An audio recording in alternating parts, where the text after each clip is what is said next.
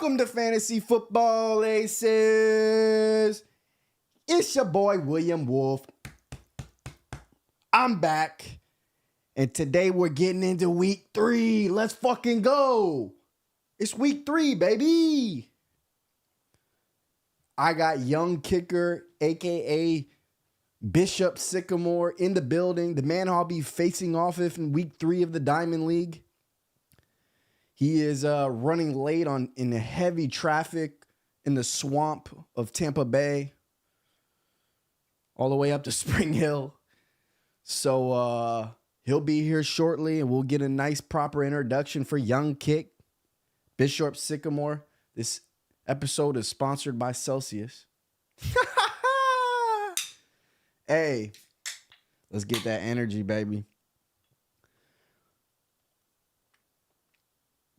Listen, today is going to be a real special episode. We're going to shoot the shit with Young Kick. We're also going to get into some Diamond talk. We're going to get some thoughts on him, his experience in the league. You know, he's been in here probably 5 or 6 years now compared to like a group of guys of us that have been in for 20 years in the Diamond. We'll talk a little bit about that. We'll talk about this year, specifically his team, how he feels about his chances. Obviously, our matchup between the two of us, we're going to have him pick some winners here in the Diamond League. We're going to have him talk a little bit about his Survivor, his love for football, and just in general, and the different things that he likes to do during the season outside of fantasy football. You know, he likes to do the pick'ems. He likes to do the Survivors, things like that, of that nature that I know that everybody else is probably interested in as well. That's something that a lot of people like to do. I'm obviously going to give my sharp pick of the week. I'm not going to reveal that yet. You got to stay tuned. But I will give my sharp pick of the week. Right now, I'm running at a 3-1-1 record. 1 push, 3 wins, and 1 loss. That's pretty fucking good, guys. And I got a real special one for you today. I think it's a lock. I don't think we can lose this one. I'll give you my insight and the reason why. We're going to do my DraftKings $1,000 lineup of the week. As a matter of fact, I'm going to give you 2 lineups. I couldn't get into the 1,000. I only got into the $777 one. And then I did an additional $200 one. They're very similar lineups with minor changes. But that's the lineups I'm going to deploy today in DraftKings. So far, I'm 0-2 in the DraftKings $1,000 lineups. I haven't cashed anything back. But, you know, that's a volume kind of game, guys. You know, you're going up against, you know, a lot of people. And it's one of the reasons why I don't really take pride in DraftKings as far as that. I feel like it's volume, and, you know, eventually you hit on one if you know what you're doing. And I believe if I keep deploying a lineup every week, we'll end up hitting one. But we'll talk about that. We're going to run this all the way up until, you know, week 1, 1 o'clock games Eastern. So if you're out in the West Coast, I hope you're waking up to some fantasy football aces. You know what I'm saying? If you're over here on the East Coast, enjoy, man. I know there's a lot of pregame shows that you could be watching, but I don't know how many you're going to get the sharp pick of the week from. I don't know how many you're going to get data on DraftKings from. So this could possibly be something that you got the NFL Sunday on one TV, and then you got me on another on your phone or something like that, right? I could promise you this: great data will come out of this podcast year, week in and week out, 3, 4, 5 times a week. I'm going live, and I'm just spitting nothing but knowledge. I'm ranting. I love football. I love to do this. I'm successful at it. Trust me. It's been going on for years.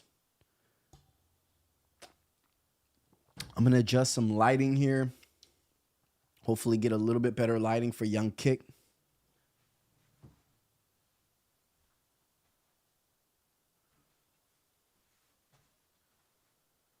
I don't know why this light won't stay on. I wish it would.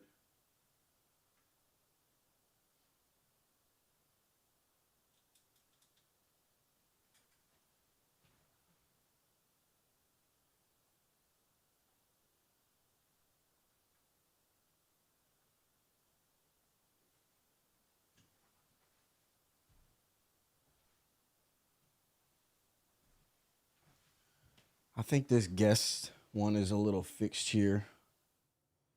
We'll get a close up on him.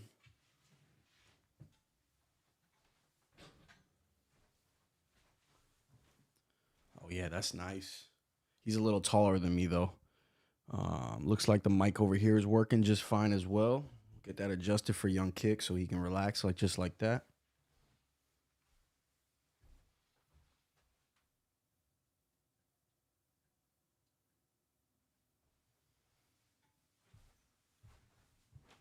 That's better.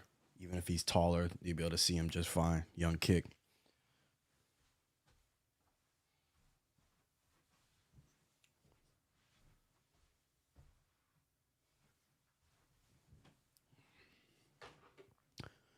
And yeah, we got the monitor as usual. We'll get the pod and monitor with me and Kick. We're gonna definitely dive into the diamond. I'm not gonna talk about this yet because I'll wait for Young Kick. But it's gonna be exciting, man. He's a favorite at this point. Christian McCaffrey had a good start with 20 points, but I think that was kind of standard for him. So I don't that was nothing out of the ordinary. I was kind of trying to avoid a 30 burger in that from Christian, which I did. He dropped that touchdown in the corner in the end zone that could have been ugly for me. But I'm gonna take a piss real quick, and then I think he'll be here any minute, guys.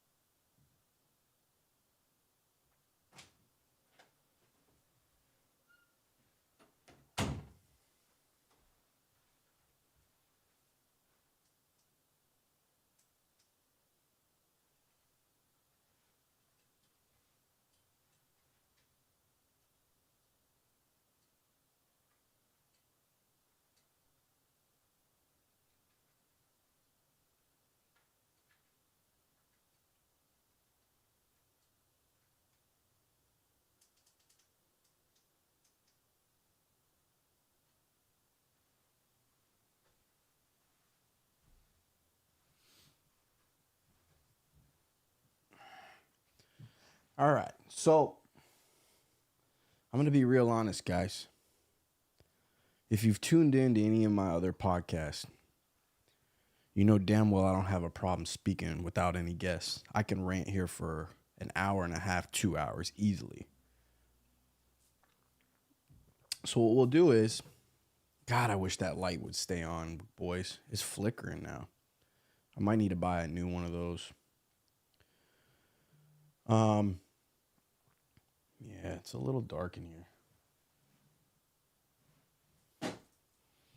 But yeah, we'll need to fix a little bit of lighting in here. I'd like to get it a little bit more light. I don't think it's bad, but it ain't good. In the meantime, while we wait for Young Kick, we're gonna go into some other leagues that I'm in. I'm in 2 other leagues. I kind of feature the diamond in this podcast, but we can talk about my other 2 leagues here. So I'm also in the platinum league, and there's the difference between the diamond and the platinum is simply just a full point PPR versus half point PPR. Very similar format. Besides that, I built my team fairly similar as well. I have Justin Fields on the bench. I'm starting Matthew Stafford over him Monday night.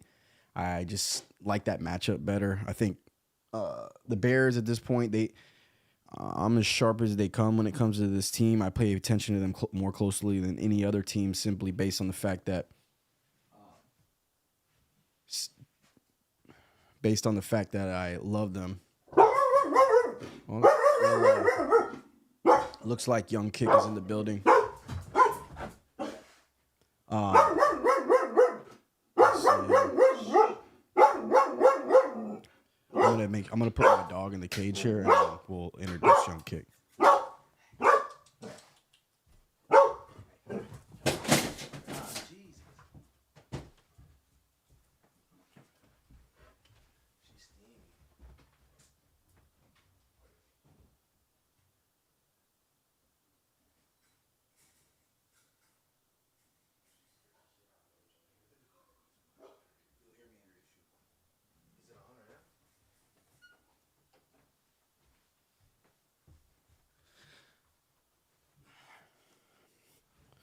All right. So with no further ado, we got the man who I am facing this week. They call him the mayor of Tampa Bay, the former mayor of Tampa Bay, Young Kicker. They call him Bishop Sycamore in the Diamond League. His government is Nick L because he is a married man these days. Here is Young Kicker. Let's fucking go.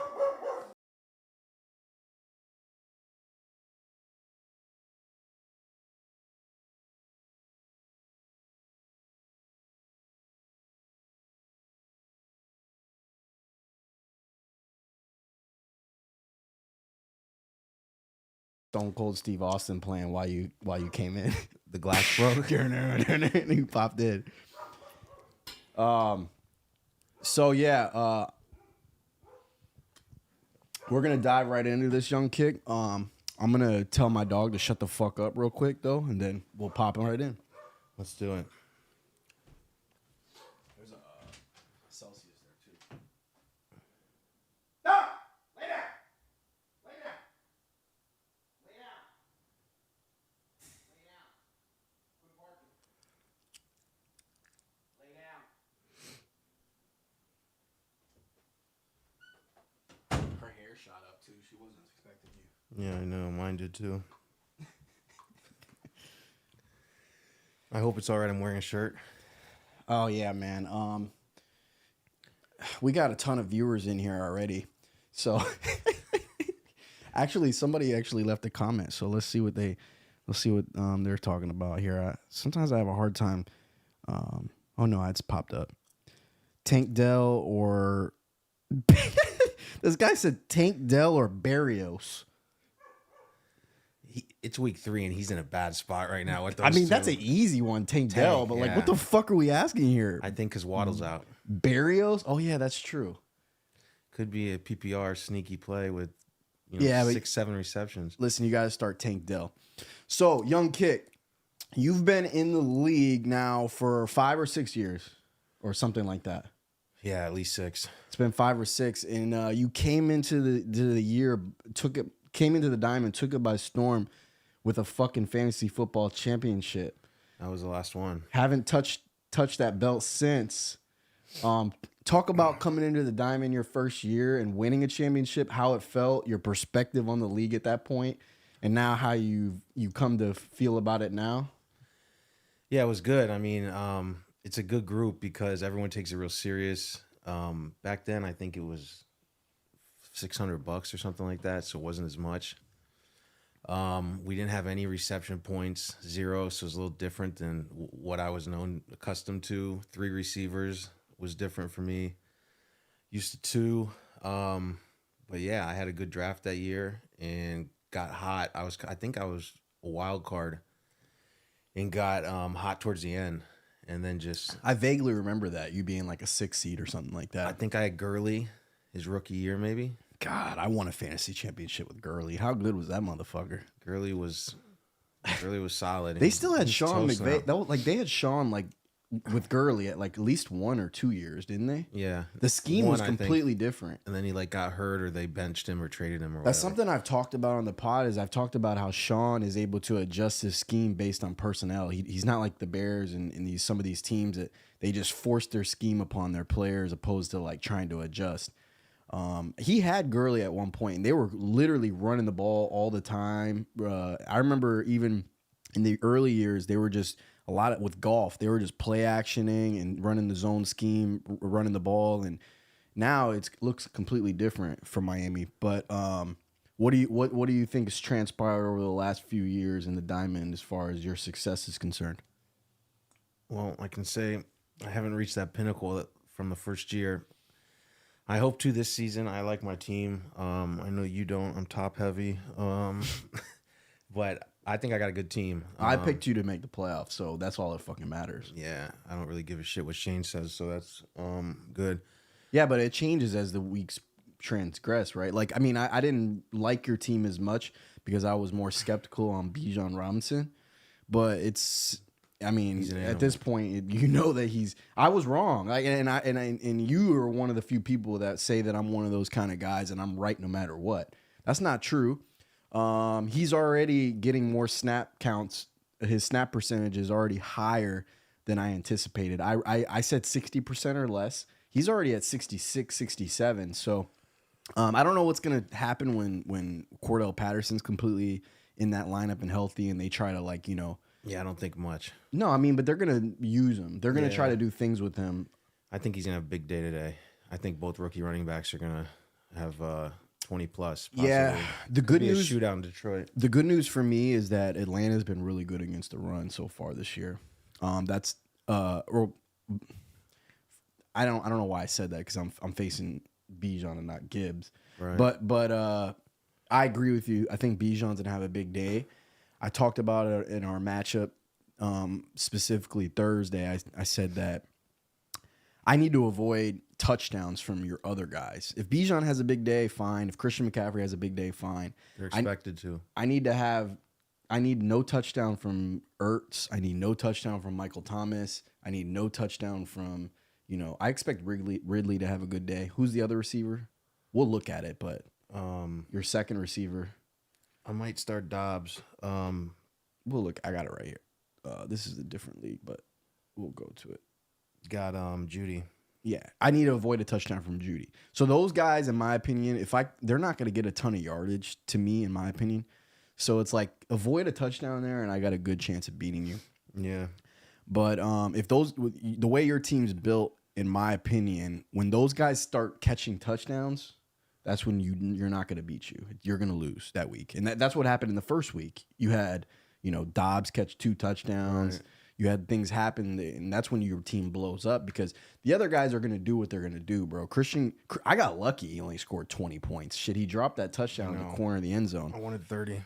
And then Debo ends up getting a touchdown. We have to hear Hailey rant in the fucking Diamond chat. By the way, we have a WhatsApp chat with us in it, and unlike any other league, I can genuinely say this. There is not a more toxic group of men in a fantasy football league in America. I guarantee it. We're super competitive, as he said. We all pay attention, which is great. I'm sure there's lots of leagues like that, but they don't get fucking toxic like us. We want to almost punch each other. That's like bad. I don't even think it's almost like Hailey challenged me to a fight live on Fantasy Football Aces. We could set up an octagon in here. I told him, he said, let's box. I said, no, I want to go MMA style. He goes, I'd kill you. He's like, I kill you. Hailey. Who's high play this week? We'll get into that. Zay Flowers or Scary Terry? Man, Saquon is hurt. Got to start Dalvin, man. Shaking my head. Zay Flowers or Scary Terry? I'll give you my pick after you. I'd go Flowers. Beckham's out. I'm going Zay Flowers too. I got Zay Flowers in one of my DraftKings $1,000 lineups today, so I'm riding hard for Zay Flowers.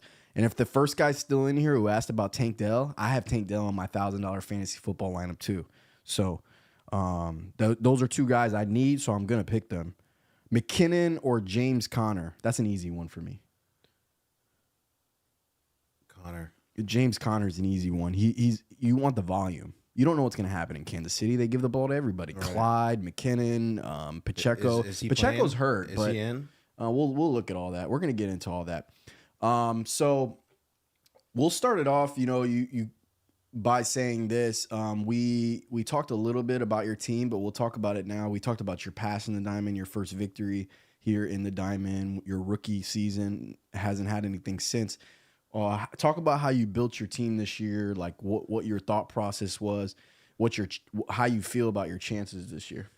I like my chances. I never had McCaffrey on the radar once. I never considered taking him. He was at $59, and I didn't want to let him Get go. some energy, big dog. I didn't want to let him go for that. I'm good. I didn't want to let him go for that.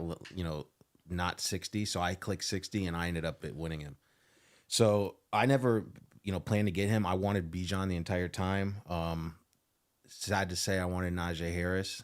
For the right price, he was $17. I felt like that was good for him, which the first 2 weeks has been brutal. Keep in mind, I know we're speaking a different language to some people. We play auction drafts. We're grown ass men. We're competitors. If you still play Snake, you need to fucking switch it up, because Snake's for bums. It's for You're a real GM in auction. You can pick whoever you want. You have pick 8. I'm not getting McCaffrey. I'm not getting Bijan. I'm not getting these guys. I can get whoever I want. Look at his team, guys. You see Bijan Robinson and Christian McCaffrey, and your first thought is, how the fuck does he have Bijan and Christian on the same team?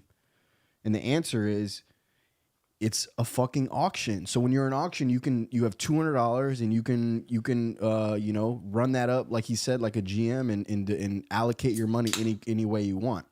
So you didn't have Christian on the radar, and you knew you were getting Bijan. Why were you so bullish on Bijan, even though FFA was telling the people that? I think that's the main reason. Yeah. No, you take a running back that high with a pick that high as the Falcons did, you're going to utilize him. That's what everybody says, though. Right, and it's true. You're not going to take a guy and then So what the fuck are the Lions doing? Give him 5 carries. Well, that's going to turn quickly, and especially with what's his name out now. He's going to end up taking over that backfield and being a stud. We'll see. But they could still give it to what the hell's his name? The other running back. It's Montgomery. He's hurt get right goal now. line. No, I know that, but he'll be back. He'll get some goal he's line good, carries and stuff. I agree with you. He's solid. He was just on bad team the last few years being the Bears. I wanted Trevor Lawrence, to be honest. I wanted to pair him with Ridley. That was my plan. I thought he could have an MVP year this year. Lawrence. Let me show his team. Go ahead, keep going. And I got in a bidding war with Hai Lee, and he was sitting right next to me, and we were just tapping, and I thought he was just trying to tap me up, and then I realized this guy wants Lawrence. He got to, I don't even know, 27 or something. It got high, and I don't think it was that high.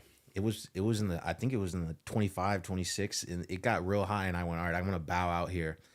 And then I was honestly thinking, I could just save some money, maybe grab Aaron Rodgers. I usually don't spend a lot on a quarterback, but then I saw Tua there. I had Tua last year. I picked him up off waivers. I like him. I like the offense.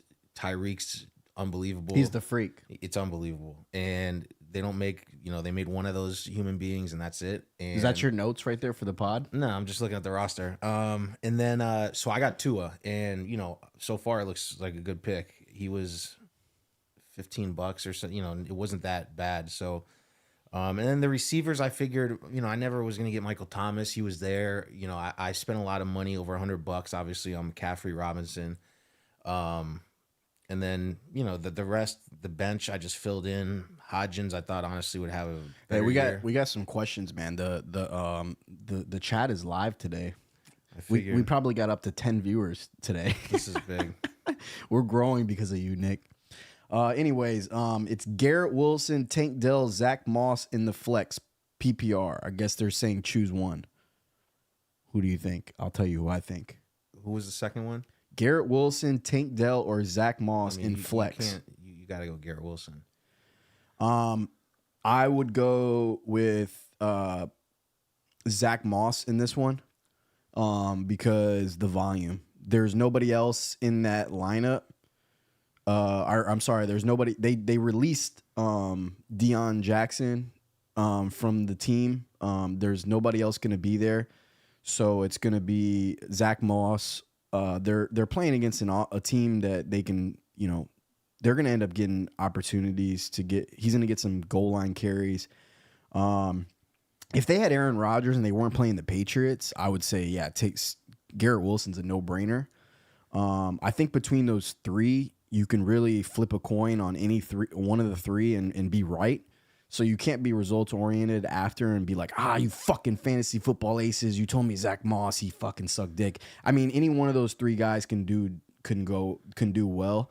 I would go with Zach Moss simply based on volume, because he's probably gonna get 15 to 20 carries.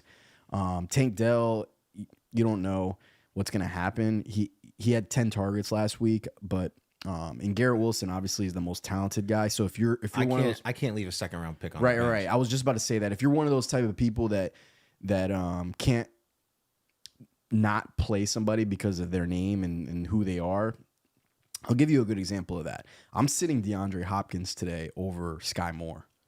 And it's because I have the balls to do it. I just think that it's a better chance against the Bears for him to blow up. I think last week you saw DeAndre only get like 50% of snaps for Tennessee, and the same thing happened this week.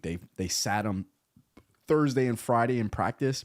He's going up against Cleveland with Ward, one of the best corners in the NFL. I'd rather take my chances with Sky Moore today.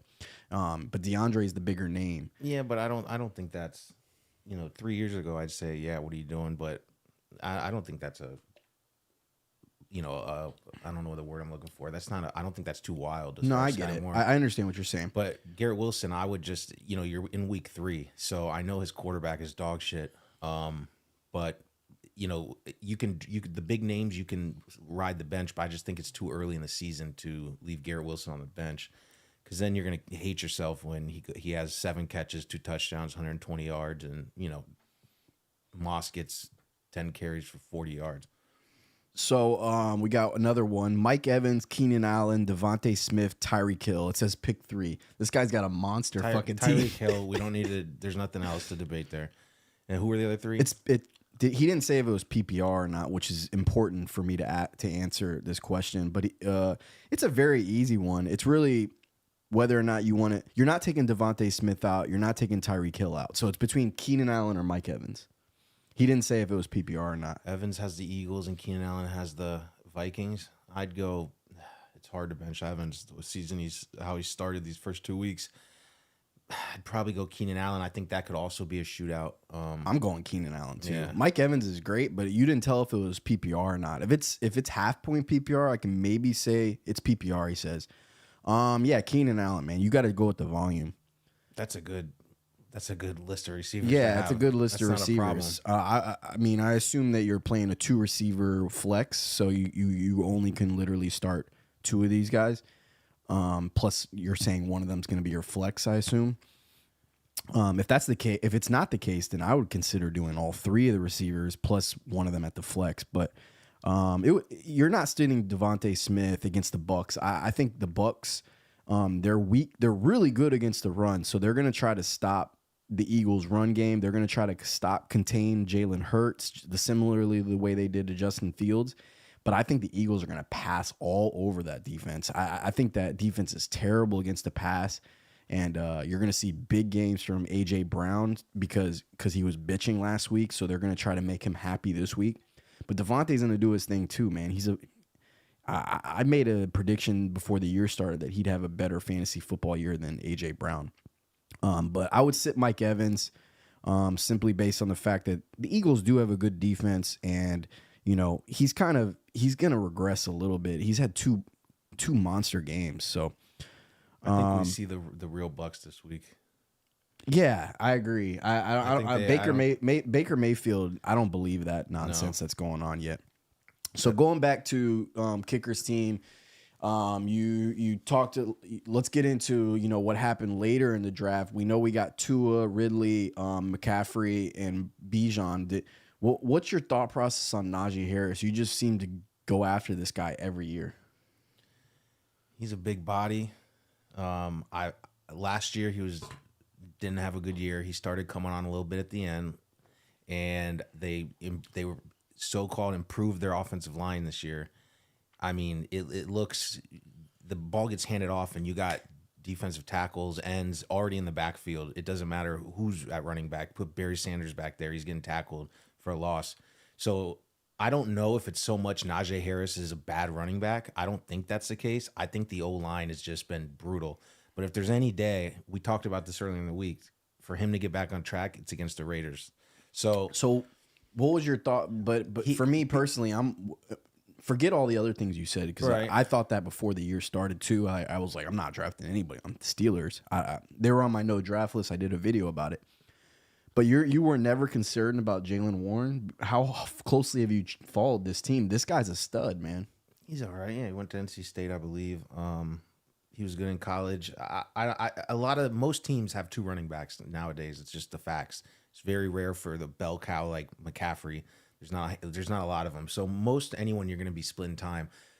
Like I said, for $17, I figure Najee Harris is going to get most of the goal line carries. He's huge, and it just hasn't been. The team's been bad. They haven't been down there. They scored all like defensive touchdowns basically last game to get that W. It's just been, not what I expected. Planned on going after some, a name in free agency. I didn't get him. Couple guys I went after. I have other options in the flex. I'm waiting to see if Christian Watson is playing today or not. If he's out, I could go Dobbs there. Just not sure, but yeah, I also like Jeff Wilson Jr., but Mostert looks great, so I'm waiting for him to come back. And then, I only have 4 running backs really, because Mitchell is just sitting there in case McCaffrey gets hurt, handcuffed. The one thing that I didn't want is my tight ends. I wanted to get a decent tight end, but towards the end of the draft, I didn't have a ton of money, and I bid on a few guys, and I got outbid, and I ended up, getting Higbee, who he's so hit or miss. Like every tight end, there's about 2-3 tight ends that every week are going to do well, and then the rest is just flip a coin, see what happens. So I picked up Ertz. He's getting a lot of targets. So I just hope that continues. All you can ask for tight ends is, get 6-7 targets a game. That's great. But yeah, I like my team. Would like to add, get something in the flex going. I'm hoping Harris balls today and then, does well. We'll see though. That's camera 1 there, buddy. On the left. Yeah, this is a nice setup, Phil. But I like my team. That's to be the live honest. feed right there. So you're on camera 1. Perfect. All 8 viewers. Yeah, we got a big crowd today. We got A lot some of questions coming man. in. Unbelievable. Is this the most questions you had? No, it happens, man. Because we're live on YouTube, so It's probably Hiley's burner account. the more I keep going live, like 3-4 times a week, the algorithm's gonna keep at least recommending it. Right. So if people pop in, they'll pop in. It'll grow, keep growing organically. I give out good ass fucking data. I know y'all troll and shit, but I really do. So, it'll grow organically. Yeah. So we'll get into our matchup here. Your thought process on my team, in general. I'm gonna bring that on the monitor here. We got us plus our matchup here. I'm also showing the bench. Give me your thoughts on that, and then I'll get into like what I'm going to be doing, guys, so you can see the kind of decisions I'm making in my lineup. Well, Monday is your day. Today's a small. You got 4 people going. Defense kicker. Obviously you're a big Rams guy. This week was Stafford and Puka. So if they get locked up, I think you lose, which, it hasn't happened yet this season. I'm hoping the Bengals show up this week. Monday night game, big game. They're 0-2. It's a must win for them pretty much, even though it's real early in the season.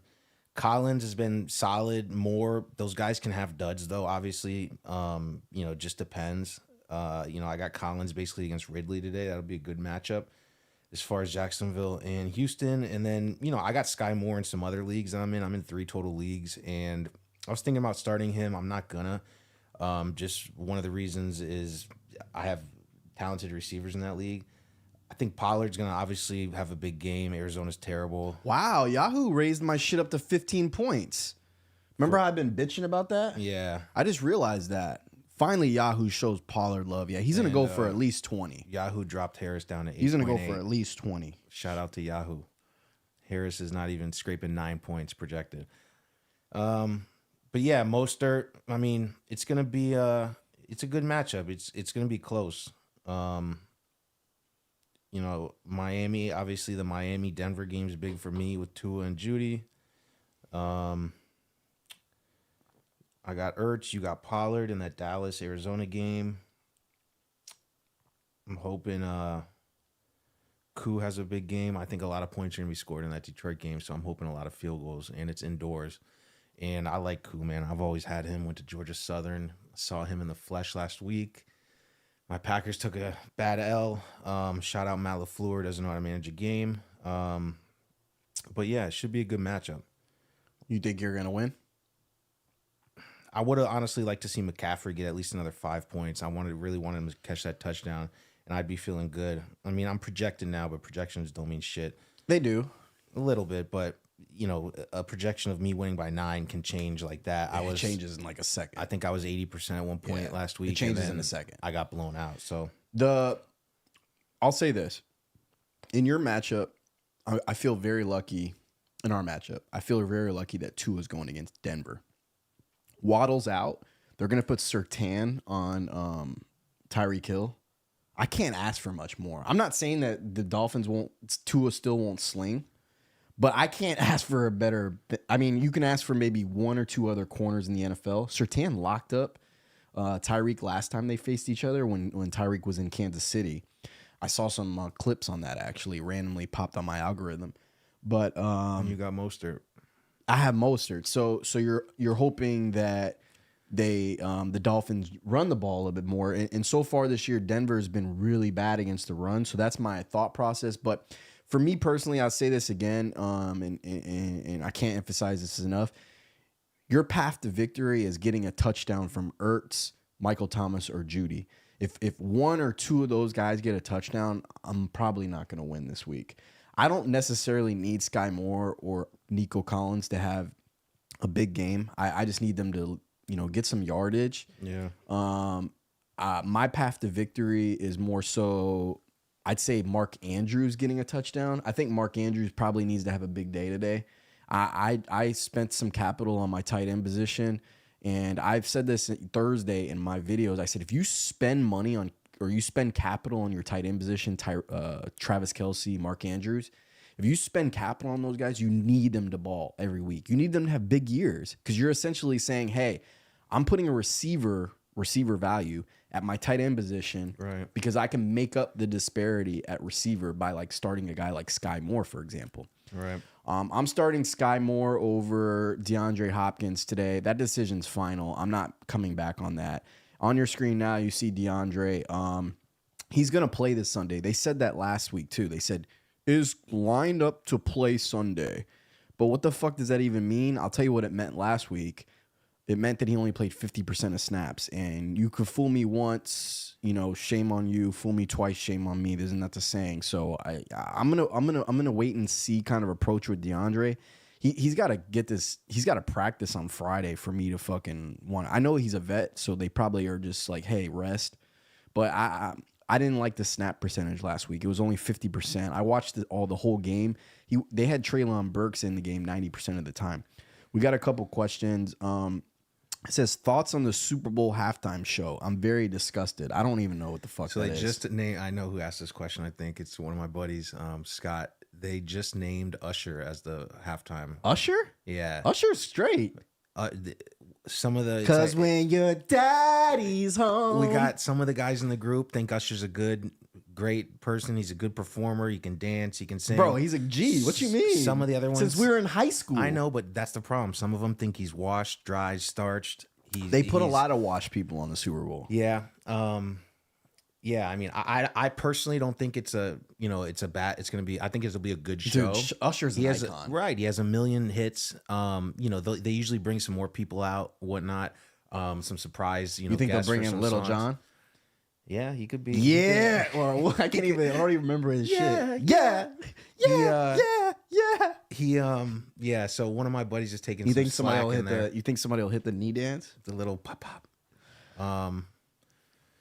But yeah, I wanted to get back to real quick about the Orange Celsius. Somebody asked Orange. I don't know why you asked that, but I think Michael Thomas could have a big game today because I think Jair is going to lock up Olave if Joe Barry decides to fucking man him up over there.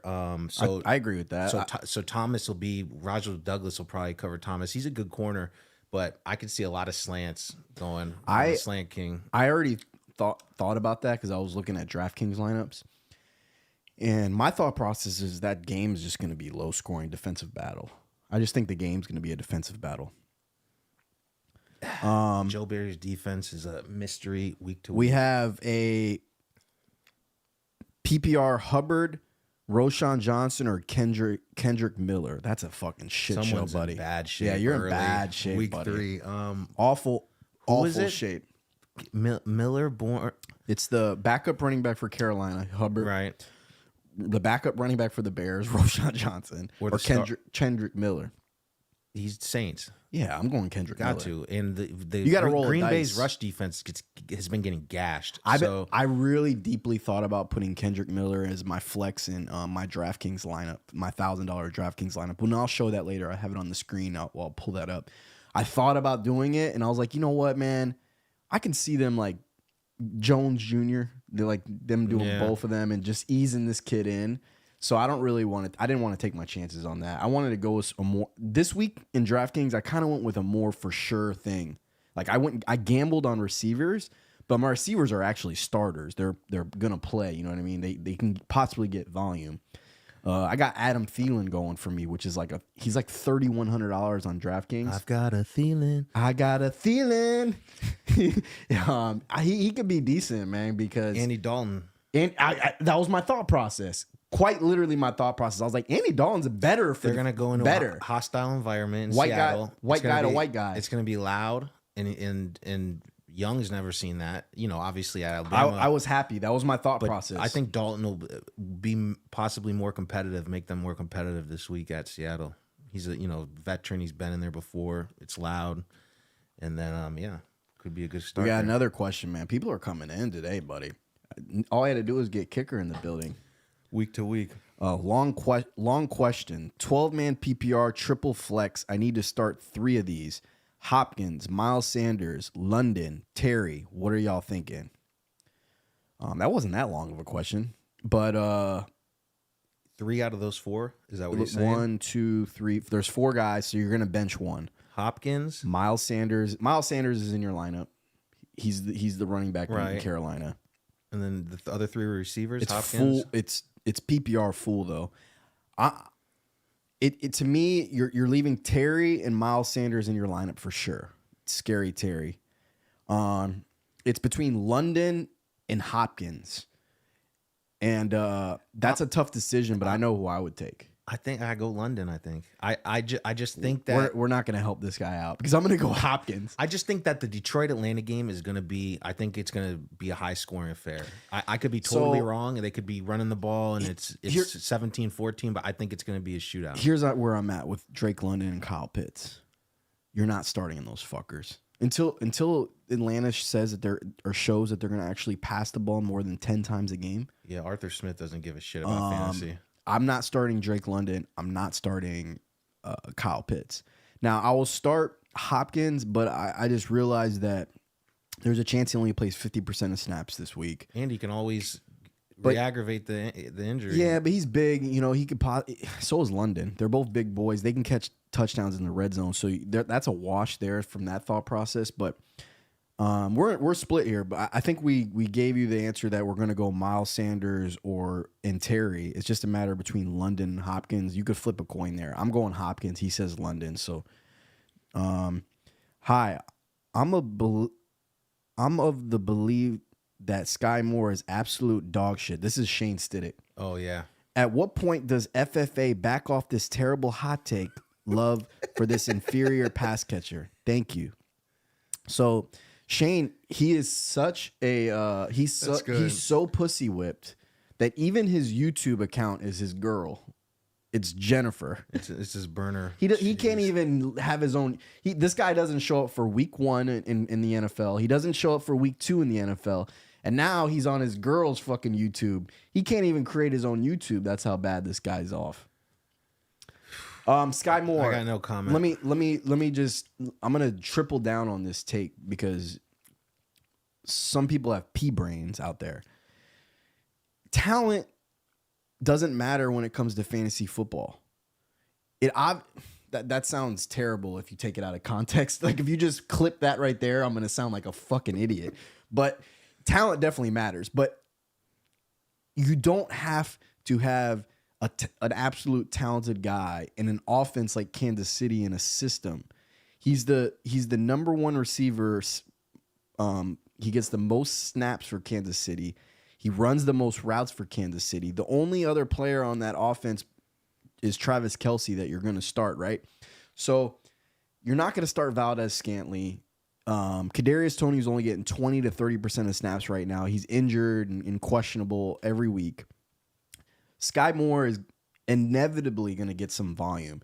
Now, when you look at the box score for Kansas City at the end of the week, they have the biggest box score by far in the NFL. You look at like every other team, you see like 6 guys that they've targeted.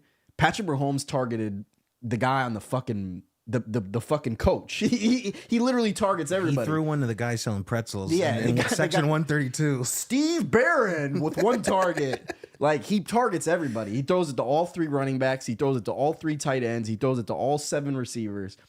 But I went through this with Juju last year, and this is not even debatable. At this point in time in their career, Sky Moore is better than Juju. And Juju had a viable fantasy football output last year. He was a wide receiver, a back-end wide receiver 2. He's gonna have big games. He's gonna have shitty games. And I'm thinking against the Bears this week that Sky Moore has a good game. Most people do against the Bears. Yeah, exactly. And to directly, push back on this, Sky Moore sat on my bench last week, and he would sit on my bench again this week if DeAndre Hopkins was fully healthy. I'm starting Sky Moore because I'm flying him. It's called a flyer. I just believe that he's gonna have a good game against Chicago, and we'll see. Let's get into some matchups. Young Kick in the Diamond. Midlife Crisis versus Physics Dream Team. You're gonna have to look it on your phone, obviously. Yeah, I got go ahead. I'm gonna take a piss real quick. Go ahead and talk to the people and give us your pick on this one, and then I'll come back and tell you who I think is gonna win this matchup. Well, Midlife Crisis, our buddy High, he got a good game from Debo. Obviously, he loves that guy. So looking at this. This is going to be a close one. It's almost split 50-50 as far as projections.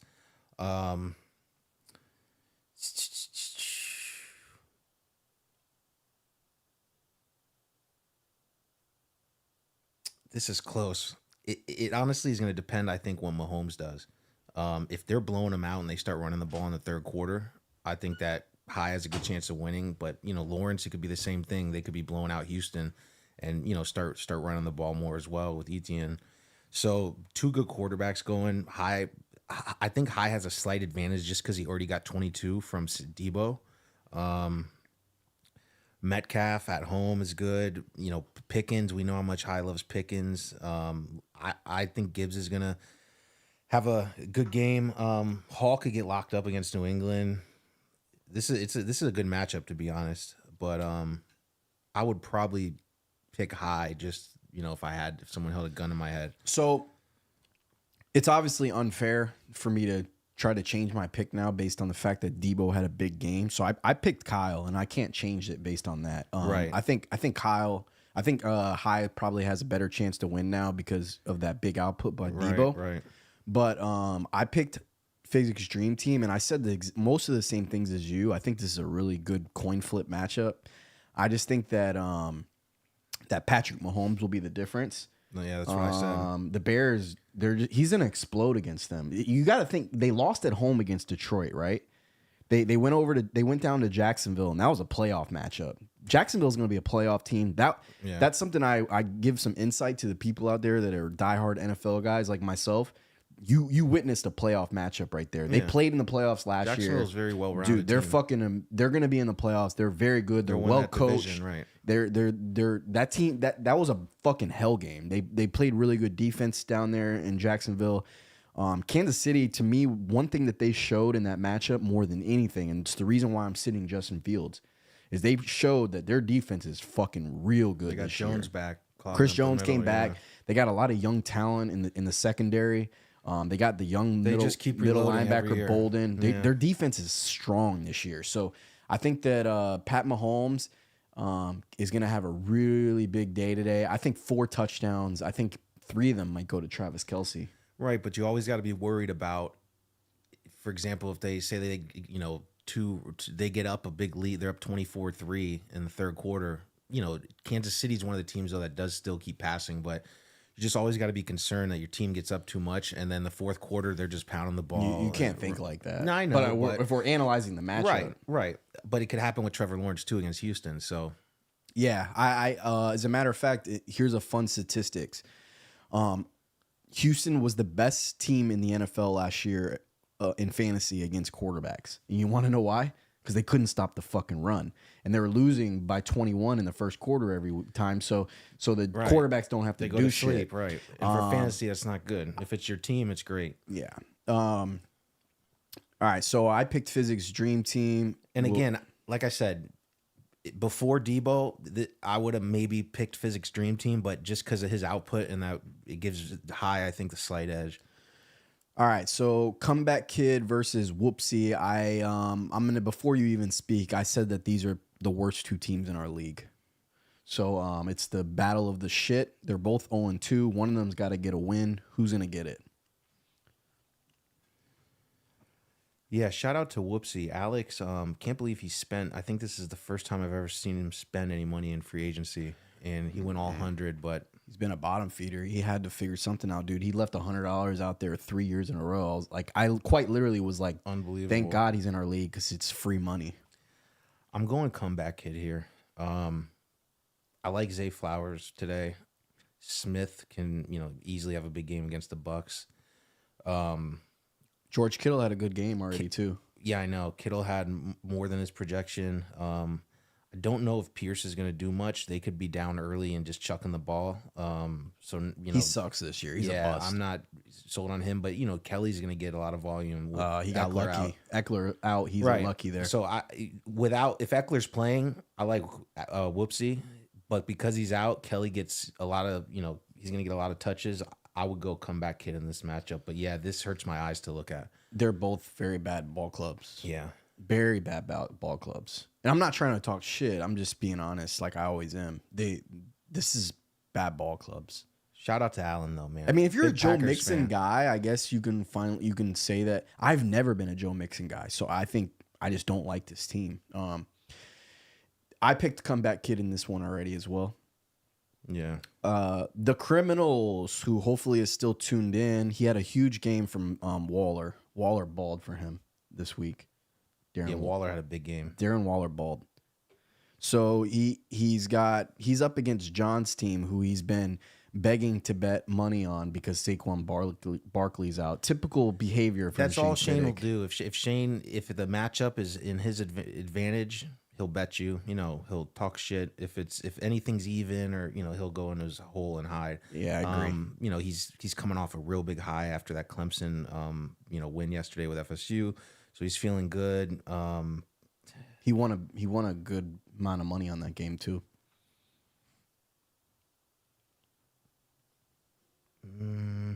This is another close. A lot of close matchups this week in Diamond. Everyone's our league 50-50. Dude, our league is. I know, but some of the times sharp. you'll see a team favored by 10, 15 points. It's hard. Shane got such a big game from Waller. Moody did honestly have a big game though. I have him in one of my other leagues as kicker, so Shane should be happy with that. Man, if I had to pick, I think I go John's team with this matchup this week. I think Is that genuine or is that like Shane hate? No. I think I go John's team. Breida didn't have a horrible game. Obviously, I think Lamar's gonna have a big game. against Indianapolis. I thought about starting Lamar in my DraftKings lineup this week. And honestly, it's gonna. If Joe Barry decides to put Jair on Olave the whole game, Olave's not going to do shit. Jair, I think, is him, Surtain. That was my exact thought Right. process. Are I think the two best corners in the league, especially cover corners. So it's gonna depend a lot on Olave. If he gets locked up, I like Shane. But the thing is, the Packers, I will say this because I thought the exact same thing as you. Alexander doesn't always follow receivers. Right. Shout out Joe Barry. Yeah. So it again depends. I think I understand that thought though, because when you start doing that, you're giving away your defense. You're not really disguising at all. Yeah, but when you have Jair, you're taking away their best player out of the offense. I agree. I think that's the Bill Belichick approach. Right.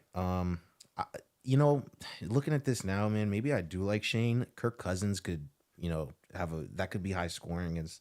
The Chargers haven't been able to stop nothing. I know. He's gonna need to get some output from Moore against Kansas City. Most likely they'll be losing the whole game, so it's good for him. He has, that Jacksonville Houston game's big for Shane, obviously, with Dell and ETN. Miller, it's a risky start just because, like you said, they could go with Tony Jones. You don't have a choice though. Yeah, so another close matchup. He's got Waddle out, Montgomery out. Right, that hurts. Yeah, who do you like?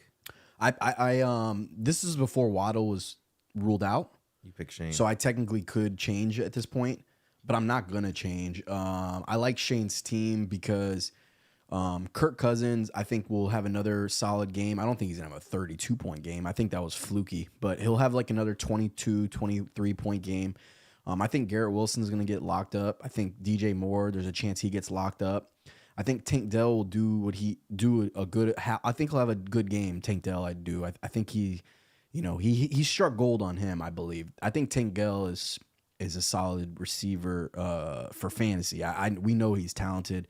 I think that that whole Houston wide receiving core and CJ Stroud, they're going to take the league by storm a little bit this year. Stroud could end up being a good quarterback. He slings. I don't know about fantasy, but he definitely slings. My thought process on this is Travis Etienne's going against Houston. I think he's going to have a fucking enormous game. I think I'm starting him in DraftKings, guys. You'll see that later. I got Etienne in my lineup. So a little bit of bias there, but it's not bias because I chose him for my fantasy league or for my DraftKings lineup.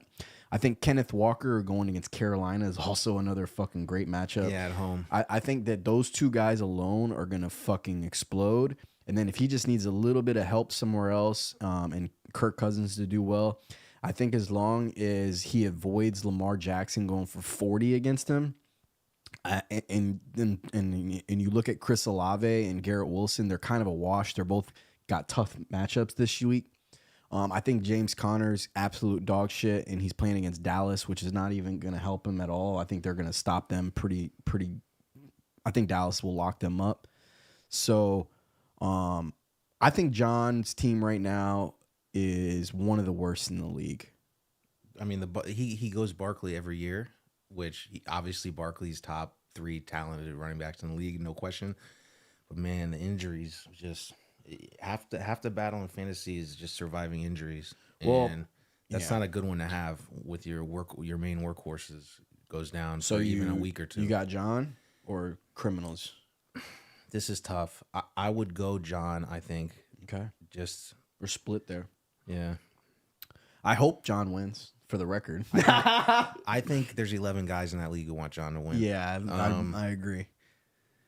Now we have a guy who changes his name every week. Almost as bad as you when it comes to that.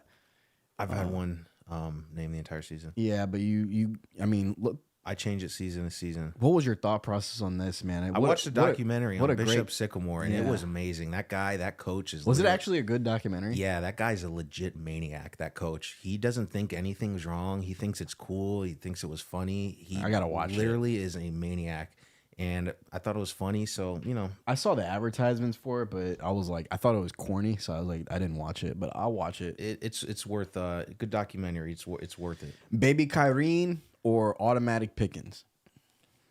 Let's take a look here. Oh yeah, I'm switching this by the way because I already said I was going to because Eckler's ruled out. I don't even know how I could switch this. It doesn't even let me. Man, Jamar Chase, is he due or is he just regressing? Tyreek, good. It won't let me change, but I can just say that I changed. It don't matter.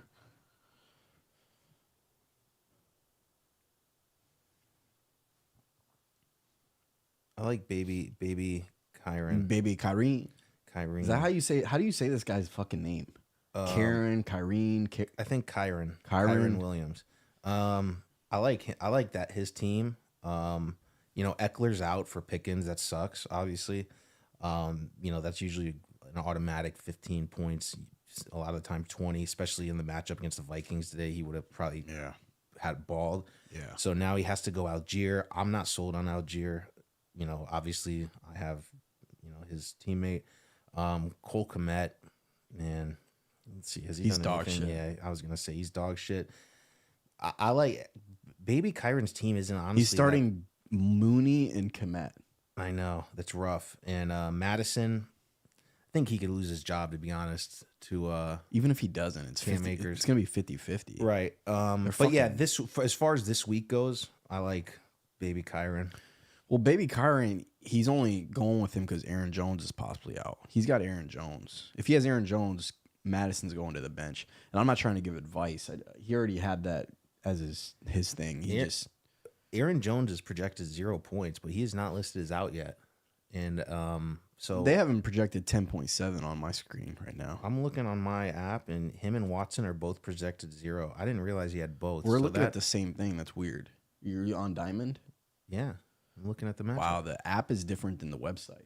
This has 0 for both. I have not seen. I'm everyone knows I'm a huge Packers fan, so I'm looking to see, what's going on. I have Dobbs and Diamond, and I have AJ Dillon in another league that I'm in, which he's been tripping over his own feet a lot. But to your thought process, by the way, earlier when you talked about Olave, and you talked about a possible Michael Thomas production, I thought the same thing about Shaheed for automatic Pickens. I thought Shaheed could possibly have a sneaky good game because of that. But with Eckler being ruled out, and also here's another reason why I was bullish on automatic Pickens originally, if Eckler was in, is because Gus Edwards is going to get all the carries this week. Justice Hill's out. I like Gus Edwards in DraftKings. Yeah, I like him too. It just didn't fit any of my teams. I was trying to I needed to start Zay Mill. I think Bateman's gonna have a big week this week, finally, because OBJ's out, and I wanted to start Zay Flowers, so I couldn't. I'm not gonna double down in a DraftKings lineup with two guys, a running back and a receiver. Right. I either want Gus Edwards to score 3 touchdowns, or I want Zay Flowers to score 3 touchdowns. Yeah. I don't want to split those up. I think the only way you should ever stack on the same team in DraftKings is if it's a quarterback and multiple receivers. Right. You don't want to do the running back because it just gets you're fucking yourself over. Your ceiling's not as high. You're not going to win a champion. If you have Gus Edwards, this is a advice. If you have a running back and a receiver in your DraftKings lineup on the same team, you're not going to win first place because your ceiling's not going to be as high. It's not possible. Right. You want all your touchdowns to go to your player. Unless they're running halfback passes. Yeah. We're going over to side splitters after this. Last but not least, we have Korea versus the nicest guy I know, Gary M. Well, I am nice. He's a great guy. I think Gary M. He's one of those kind of guys that if something good happens, he'll invite you to an Italian dinner. That's for sure. Shout out Averoni's. This is tough. Korea's running backs are dog shit. He lost Stevenson. He lost Nick Chubb. He's starting Tony Jones Jr. in the flex. That's I don't know. Yeah, man. I had Chubb in 2 leagues out of 3, and I lost him. So my heart goes out to Korea. But I also made a trade with him a few years ago, and got Deshaun Watson, and then he tore his ACL in practice. And Korea, robbed me of like 2 or 3 players. So I don't feel too bad for him. But if I'm looking at this, Korea's got to have. This is basically just receivers going against each other in a quarterback. He has Kelsey, Gary. This is close. Who do you like? I would probably go Korea. I picked Korea, and Yeah. I'll reemphasize this as well. I think I Am Nice has arguably the worst team in our league. I think Deshaun Watson is absolute dog shit, and I'm not saying this He hating. does. He does too. I'm watching him play, and I'm like, damn, this looks like a worse version of Cam Newton Is right it now. rust or is he just regressed? He can't throw anymore. That's and, not good because he got a lot of guaranteed money, and they're stuck with him. They fucked up. I love St. Brown. I love Travis Kelsey. I love Ramondre Stevenson. But besides those 3 guys, I think he's in a lot of trouble. Gabe Davis is going to have off and on games. This could be another on game. Who knows? But he disappears in that offense a lot of times. By the way, Josh Allen going. It's funny because he's got Josh Allen and Diggs. So you're going to pray that he just doesn't stare at Diggs all game, which is typically what he does. Right. And that's when you're starting Gainwell and T. Jones as your running back in flex, I believe you're in a lot of trouble. If I'm Gary, I'm switching my flex out. This is free advice, Gary. I'd take Jones out, and I would put Tutu Atwell in, personally.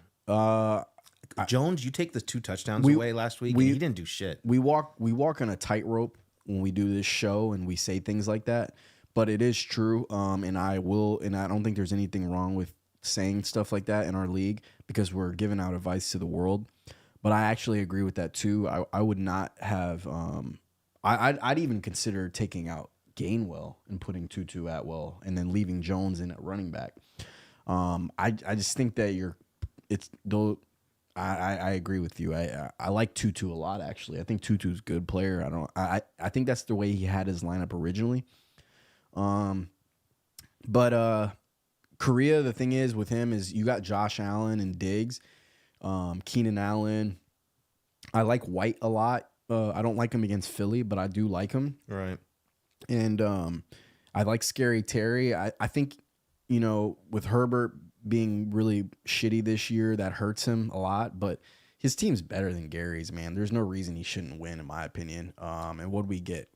8 points out of San Francisco defense. He needed probably more than I'd that. like to see 12, 13 at least. And Kansas City's D could have a field day today. So let's do one other thing here before we move on from the Diamond and fantasy football for the Diamond. Let's hear your 6 playoff teams here in our league. Who you got in their 6? I picked my 6 on Thursday, and you were part of that 6. This is tough. I need to rip through. I like Baby Kyron. I think he's 1. I think I'm 2. You just think that those 2 running backs are going to carry you? I don't disagree. Yeah, I mean, yeah, I do. And I don't disagree. as long as I get some output. Last week was bad. I had all 3 receivers got 4 points. Ridley that's not gonna happen a lot. It was just a bad week of just output from my entire team except the running backs. That I would have said Korea. That injury, I think, puts him out of the playoffs with Chubb. Sad to say, I think, shit, man, I really don't want to say this. I think Shane is in, so that's 3. Who was your second? Sorry, Korea. No, Okay. Baby Kyron, myself, Okay. Yeah. Sorry. Yeah. Shane. So far, we have 3 of the same 3. I think, Eckler, obviously, if he comes back, I like, Mike's team. He has a good team. I took him out. Did you? I did. I can give you my reasoning in a second, but I'll let you finish. That's 4. Again, that's if Eckler, obviously comes back. Let's see here. I don't like Kyle's team. High's team is, I think High can sneak into the playoffs. Let me look at the rest. I got Gary out. DeAndre Hopkins is off the questionable tag now. He is to play today. I heard that last week though, so not falling for it. You got 4 so far? Yeah.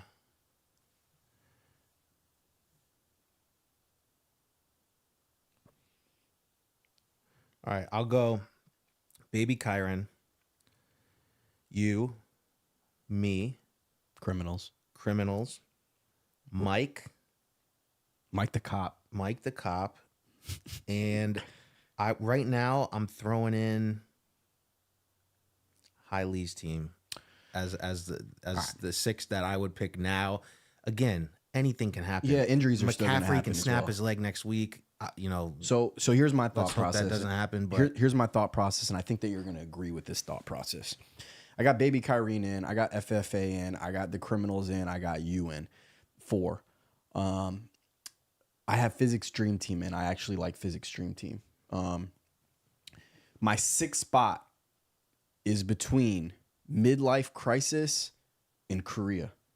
Now, I tend to lean Korea because I just think when you have a guy like Josh Allen, he just carries you. right, And he hasn't paired with Stephon Diggs. right. And here's here's the third part of that. Korea's not the type of person to lay down, bro. He fights, and he finds little gems, and he picks up people. He'll pick the guy bagging your Dude, groceries, he and already he'll have has. 12 points. He picked up Dallas's backup running back, waiting for Pollard to get hurt, and he picked up the Hunt Derrick Henry's backup. He's ready for this. He's a cockroach. He is, and on the contrary, Mike the Cop, the guy doesn't even draft his own team.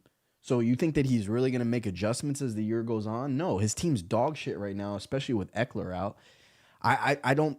In my opinion, there's no way that he can keep up with that team and fight for a playoff spot. So I would automatically put Korea over him. And then I think Midlife Crisis. He has a. I think if Gibbs can steal that number 1 position and Montgomery never takes it back at all. And then, midway through the year, Breece Hall starts to become the number 1 guy in the Jets, and they start to give him 18 carries a game. Yeah, his team's stacked. He's got a really good team. If Breece Hall and Gibbs are the guys that they should be, because they're the number 1 guy, Right. Breece Hall's got a long ways to go. He's injured. He's coming off ACL. I think Midlife and Korea will fight for a playoff spot. And we know High and Korea, both of those guys, they live and die in the diamond. They're going to fight. They're going to try to fight. They're going to find ways to, win. Even though it sounds crazy because it's luck and, these guys play the football, we don't get the chance to play. Right. Our heart has nothing to do with, what happens on the field. But you have to pay attention to fantasy. There's no doubt about it. That matters. Like, you got to pick up free agents. You got to be prepared. You got to make the right starts. And I believe Korea and High are both good managers. They live it. They breathe it. They're good managers. I do have a quick update. Aaron Jones is out. Oof. Christian Watson is out. Oof. You may see Dobbs in the flex today, Bill. Go for it. I got to take a piss. Man, I can't. Christian Watson, this guy's made of fucking paper. Whoever the trainer is for the Packers, I hope they're obviously never going to see this, but you should pick a new career, man. Everyone's hurt every season. It's week 3, and we have 4 of our best players injured. That's brutal. Looks like I may be starting Sky Moore today.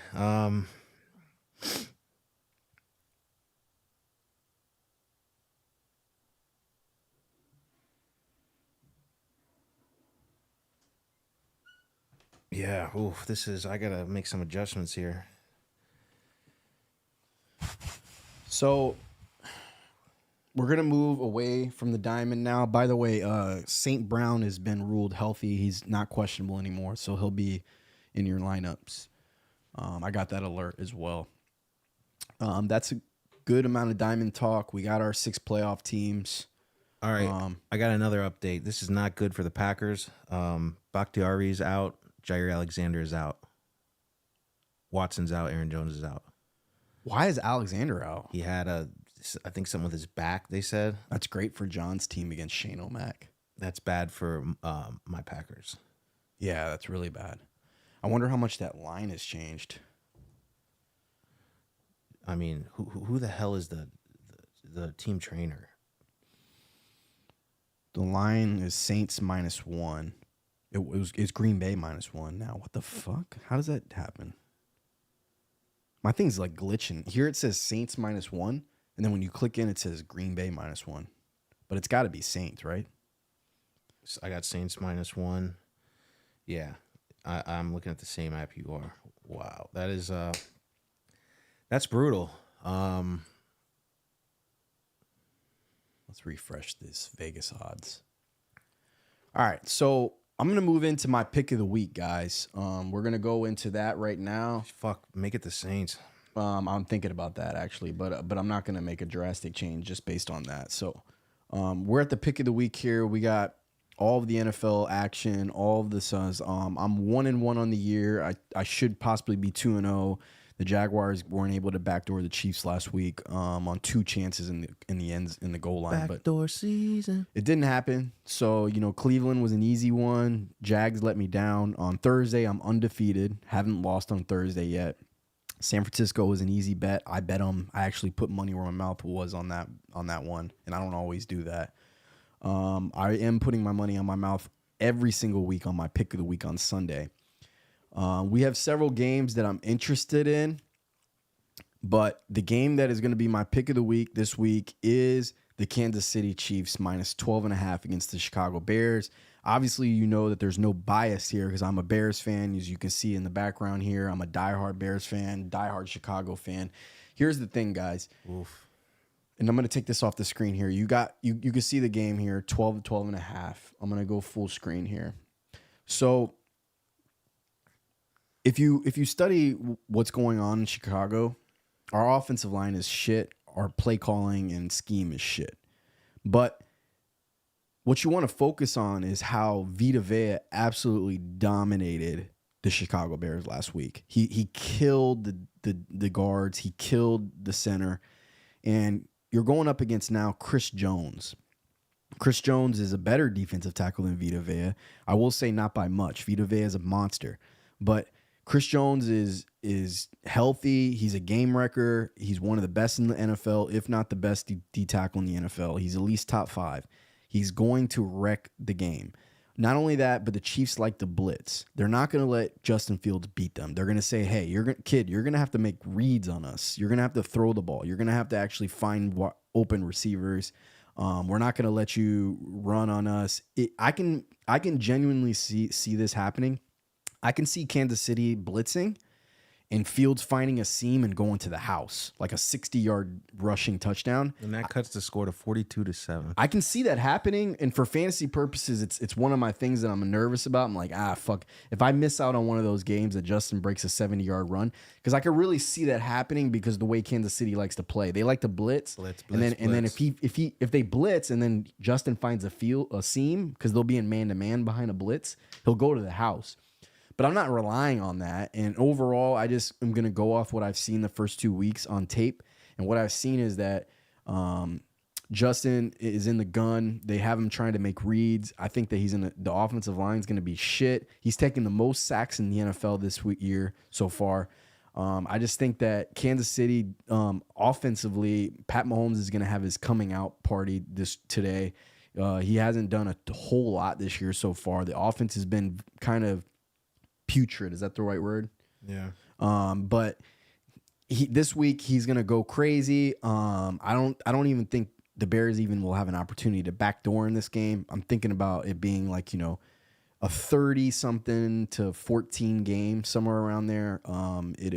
There's a possibility that the Bears might have a chance to backdoor at the end of the game, like a 34-21. But even then, we'd be covering at 12.5. So I don't see that game being close at all. I'd be very, very surprised if the Bears have even a remote chance of. I mean, this is the Chiefs lost at home week 1.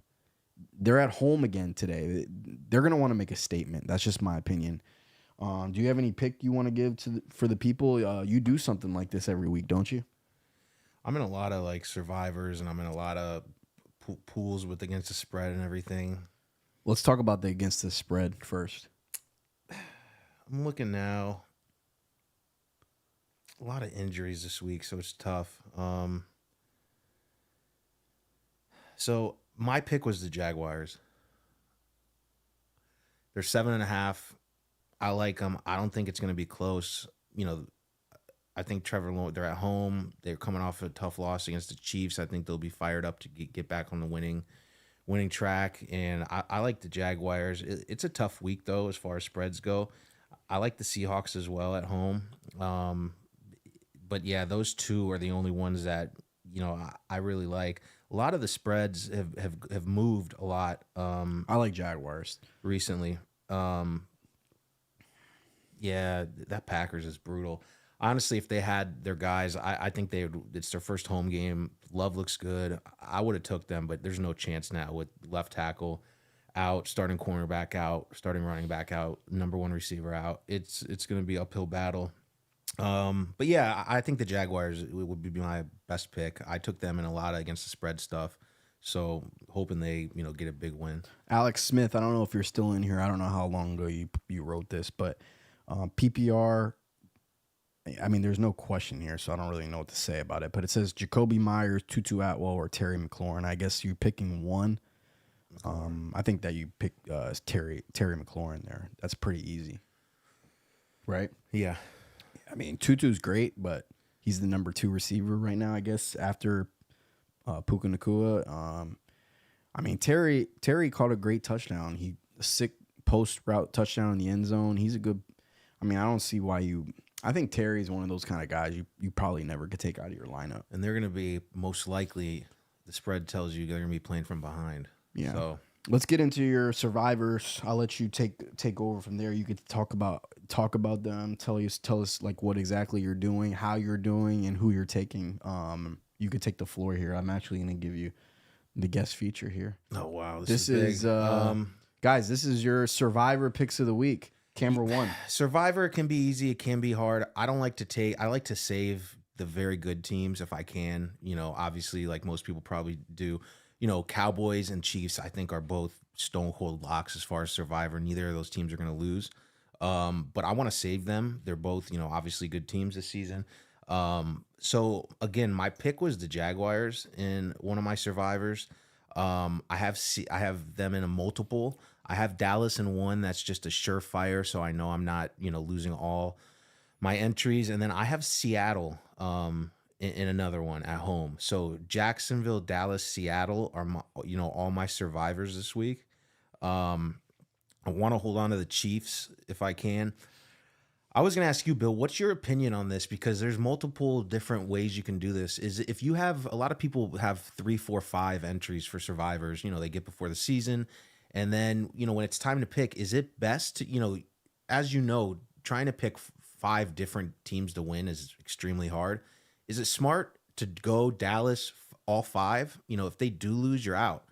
Or is it smart to do Dallas 2, KC 3? I was going to comment on. I know exactly what you were going to ask. Right. As a matter of fact, before you even asked me that, I was literally sitting here and that's what I was thinking about in my mind. So I was going to say this. I was going to comment after you talked about it, but I was going to say that, let's say hypothetically you only have one survivor. Right. With one survivor, I'm not fucking planning for anything. I'm not planning for the week ahead. I'm not saving people. I'm not doing anything. I just want to win that week, and that's the only thing I care about. I'm not looking at any schedules. I'm not looking at possibly taking. I'm taking to take this team in week 6. No motherfucker. I want to finish week 2, week 3. So for me, I would take Kansas City because I want to survive and move on. I don't give a fuck about. Of course, you get into week 8, week 9, week 10, it starts to get fucking difficult. But that's what it is. It's Survivor.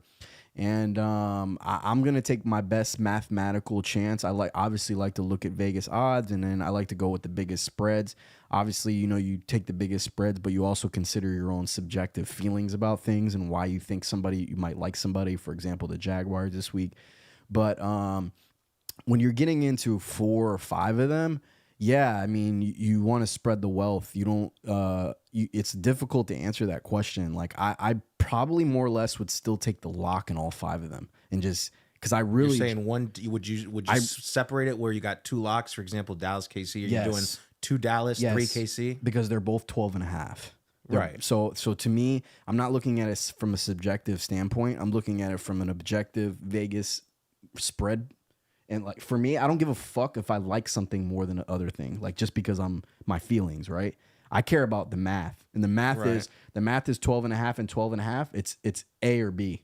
So yeah, you split those 2 up because it doesn't matter what you think. That's the problem that happens with gambling in general, guys, is that people you get into their feelings about it instead of just looking at everything from a mathematical standpoint. It's kind of something that I try to teach Shane, even though it's impossible to teach Shane anything. is that listen, just because you think a player is good or bad, guess what? My player is projected the same amount as your player. It doesn't matter what you think about it. It's math. It's just a number. So when it comes to the Survivor this time, if I had 5 of them, I would be looking at the Chiefs number 1. I would be looking at Dallas number 2. I would obviously, this is important, I would obviously like the Chiefs more because they're at home. That means a lot to me. Of course. So even when it comes to feelings, like we're saying, yeah, if you both have 12 and a half, so you want to take the team that's at home. That matters more.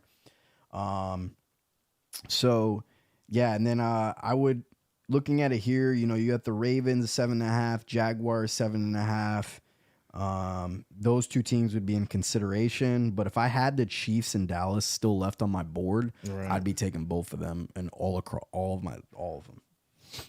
Yeah, those are the safe ones. Obviously, there's a grid that you can actually look at. I think it's called, Will told me about it, like Survivor Grid or something, and it'll tell you, it'll project the rest of the spreads for the whole season. So you can look to say, hey, is this team going to be? They might be a 6-point favorite this week, but then you look and they're not favored the rest of the season. Yeah. So that could be like a sneaky, hey, let's take, you know, the Redskins, whoever it is, or the whatever the hell they're called now, the Guardians. Or Jesus, the wrong sport. We get canceled here. Yeah. Anyways, It's the Commanders. Yeah, The football team. They're dog shit. Anyways. But yeah, you know, so it's tricky. You know, once you get down though to week 12, 13, there's, you know, if you're in a big one, there's 100 people left, or you know, you're in a smaller one, there's 10 people left, and you have a Bills or Chiefs or, you know, Cowboys, one of those teams, and then you look and, you know, only 2-3 other people can you play those teams? It's a big advantage. You know, you go in and your team's 12, 13-point favorite, and then these other people are taking, you know, 4.5-point favorites, 3.5. It's a big advantage. But again, you're risking it in the beginning. You know, your team can lose early by not taking a big favorite. But if you have one, I agree with you. You just go with the big spread and just do week to week. But if you have multiple, you can kind of, you know, try your odds with one entry, and then, you know, the rest you can go with the big favorites. It's you know, that's why it's Survivor. There's a lot of different things you can do. Got another question here. It says, need one, Zach Moss or Scary Terry, PPR. Zach Moss or Terry? Scary Terry. I'd go with Terry. Yeah, it's PPR, so that kind of, you know, influences you a little bit, but I'm going Zach Moss because, so we're split on here, I'm sorry to say again. I'm a volume guy, guys. You're never gonna, you're always gonna get that out of me is volume. I'm gonna pick volume over everything else, and I'm always gonna pick a running back over a receiver. I don't care if it's PPR or not, just because guess what? Scary Terry's got to have the offensive line block. Then he has to have the scheme drawn up and play drawn up for him. Then Sam Howell has to make an accurate pass. Then Scary Terry's got to catch the ball.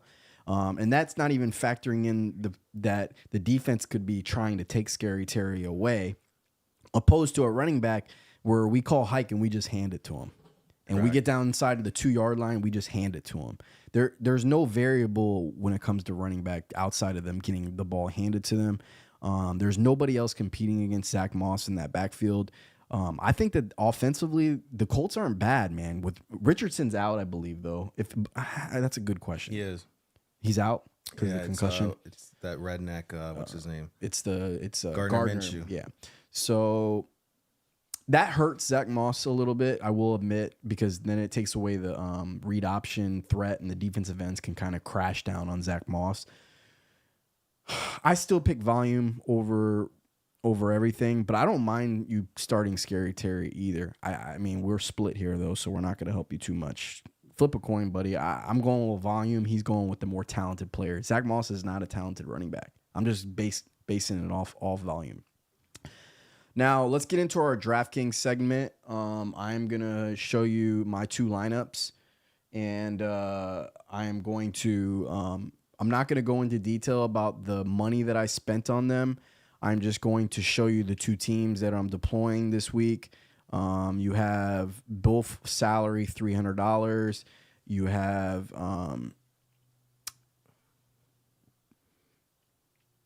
looks like I don't know if that's right on your screen. It looked like it says remaining salary $300. Sorry, I misspoke there. I didn't think that I had remaining 300 in both lineups though. Let me see here.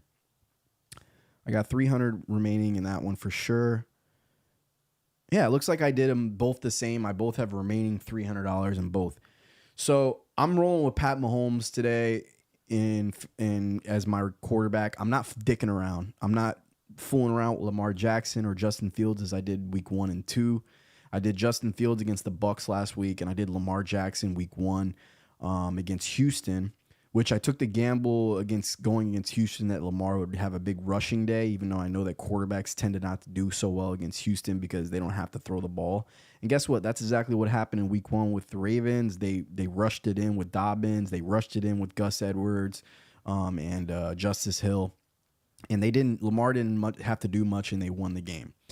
Week 2, I went with Justin Fields. I just thought that it could be a breakout game for him against the Bucs. I'm starting him in the diamond. He's my number 1 quarterback. I spent $30-something on him in the diamond. I have him in all my leagues. Oof. I still am high on Justin. I did a whole segment about how I still believe in him. I just happened to come across having Stafford now, who I also believe in, paired with Puka Nacua. But from a DraftKings perspective, I'm not dicking around this week. I'm going with Pat Mahomes, the Drip King, against the Chicago Bears defense. I'm pairing him up with Travis Kelce in both of them, as you can see. So I'm going for a huge game from Pat Mahomes and Travis Kelce. And I believe that you're going to see at least 2 touchdowns from Travis Kelce against the Bears.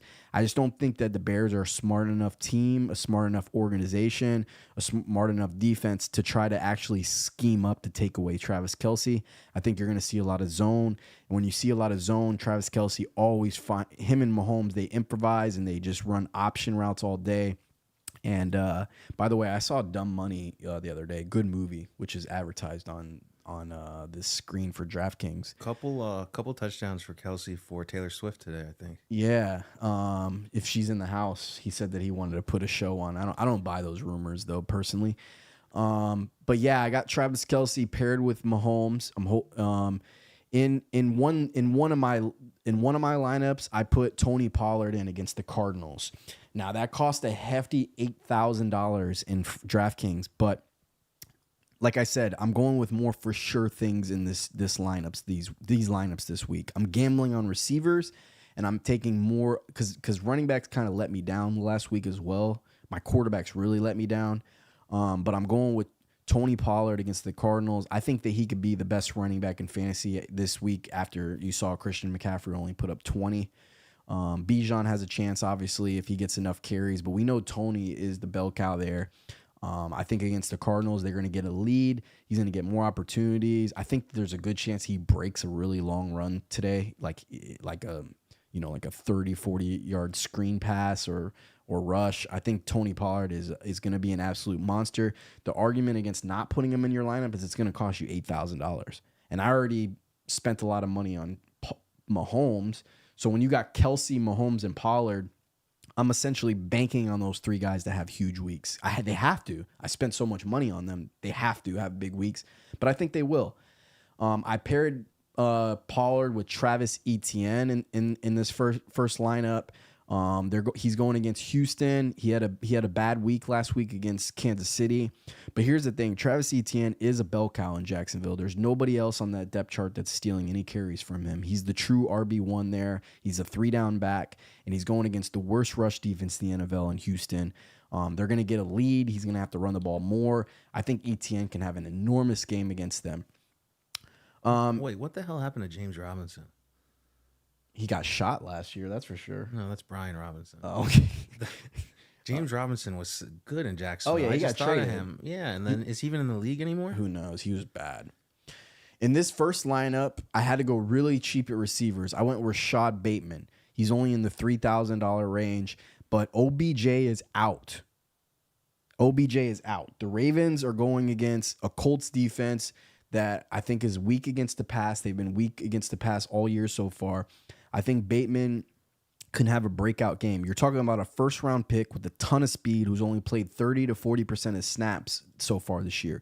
With OBJ out, they only have two choices. They have to deploy Bateman into the lineup fully and he gets, 80% of snaps, 70% of snaps, or they're going to have to play Aguilar, Nelson Aguilar, which they did last week. They played him a little bit Tampa's very over own. Bateman. Yes, Tampa Catholic Aguilar went to, Plant. I think Plant. I think it's Tampa Catholic, but look it up. Look it up while I'm talking. Rashad Bateman, I just think that he's a good dart thrower. We're throwing darts at receiver here. Adam Thielen, I'm starting at another receiver. I'm starting him in both lineups. My thought process with Andy Dalton is going to be back. The team's going to be losing, so there's going to be a negative game script there. They're going to have to throw the ball more. I think Andy Dalton's going to try to look for the vet receiver. I'm praying for a touchdown from Adam Thielen, obviously, but at the very least, I think he's going to get a lot of catches. I think he'll get 5 or 6 catches. We're in PPR. So even if he had 5 or 6 catches for 60 yards, that's kind of what I'm thinking he's going to do. But with the outside chance of him catching a touchdown, that's what's going to elevate this team into actually winning some money. I do need a touchdown from Thielen. That's obvious. Tank Dell, same thing. He's cheap and he's undervalued in DraftKings right now. He had 10 targets last week. So if we can get 10 targets again this week, that's huge for DraftKings, especially at his value. You can get it for $3,000 and change.